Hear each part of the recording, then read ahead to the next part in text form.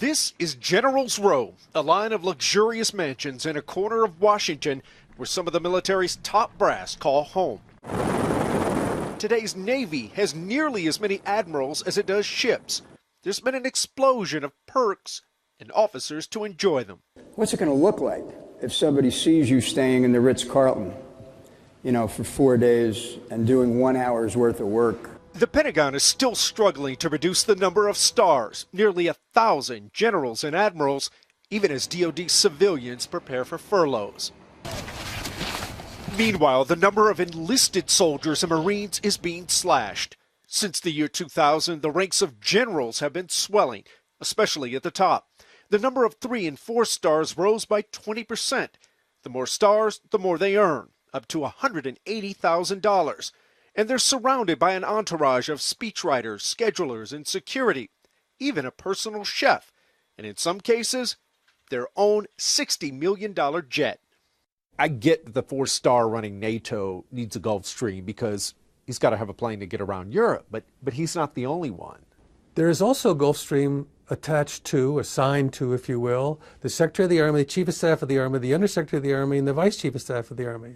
Former Pentagon budget official Raymond Dubois says the Pentagon needs to stop creating expensive 4-star slots for every new command. And I could make the argument that there are a number of 3-star jobs that could be 2, 2-star jobs that could be 1. That would have a ripple effect when it comes to saving money, as it would shrink the entourage around that officer. Because the culture dictates that a 4-star shall have so many staff people, 3 stars so many less and less. 3 years ago, the Pentagon targeted 140 jobs. So far, about 90 have been eliminated or reduced. But I think this next review will cause us to shrink it a bit more. So, Chris, I guess it's like a lot of institutions in some ways, right? You just get more and more and more bloat at the top, but it costs so much money, and some of these perks are... Never heard of this before, right? All these planes and private chefs. Is anything going to change at the Pentagon when it comes to these people at the top? Well, Aaron, some of the officials I've been speaking with here at the Pentagon say there are going to be a lot more of these positions cut next year, mostly as a result of pulling back from Afghanistan. And Dempsey does seem committed to reining in some of these perks and entourages that have sprung up around some of these generals. But one Republican senator says they need to go as far as cutting 200 of these jobs. He says it would save about $800 million over the next 10 years. Well, that's a serious amount of money. And when you think about all the civilians who are being cut, right, I mean, that makes up for multiples, right, of people who are lower down. I mean, how long is the government going to end up paying for all of these stars? I mean, once you get to that highest level, those high 2 levels, that's basically life, right? Bottom line, decades.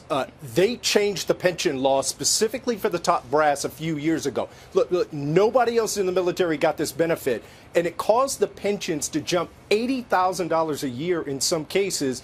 So now what you have is some of the top brass are making more in retirement than they actually did when they were serving on active duty, some of them up to $250,000 a year. And so the longer it takes you to wind down those ranks while they're in service, the longer you're going to be paying for it in retirement.